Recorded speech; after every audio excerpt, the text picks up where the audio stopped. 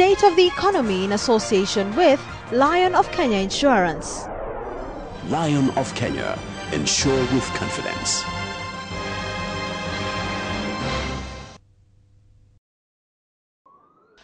Living standards in Kenya are rising at a rather fast pace as a result of spiraling fuel prices that have had a knock-on effect on prices of other goods. The government, like a lame duck, seems to be doing nothing about it. Or is it just too slow, taking on the wrong strategies? What we're going through is not just confined to Kenya. It's a global problem.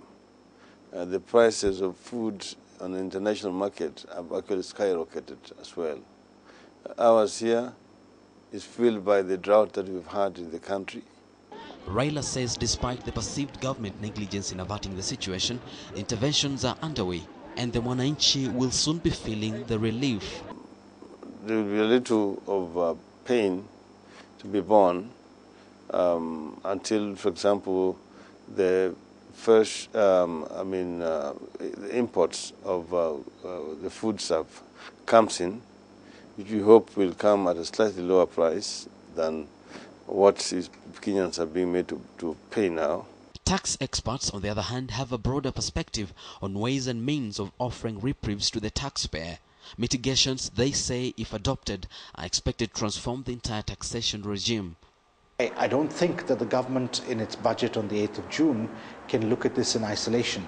They need to look at the entire revenue, the entire expenditure, and it's not just fuel that they need to focus on.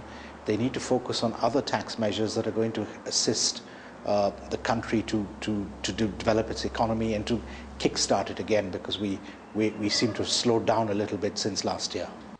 This is due to a school of thought holding that the problems facing Kenya today, fueling high pump and commodity prices while impacting to make the cost of running businesses very high, are not just about taxation in the energy sector. Government ought to look at a broader macroeconomic level and perhaps consider a tax reduction formula that will help the economy rebound.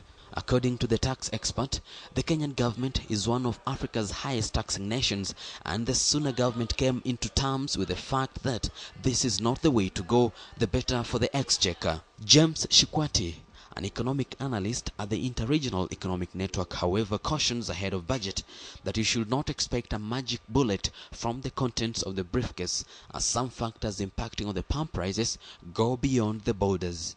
Well, ideally, we should not be expecting the government to set up any formula for prices, because we expect that market forces should be able to determine the best price for the day. First of all, we've not been told why there's that formula in the first place, because if we look at what's going on, it's very clear that we are paying for actually corrupt deals that took place maybe 10, 15 years ago. Fuel prices have been rising month on month since the inception of the ERC's price control formula. And even as budget day draws nearer, amidst intensified calls for Treasury to reduce excess duty on oil products, there is one challenge upon government, and that is to ensure that it seals all loopholes and leakages that have seen widespread corruption within the energy sector and other public sectors, and this to the benefit of the Kenyans. Zawadi, Mudibo, KTN, Nairobi.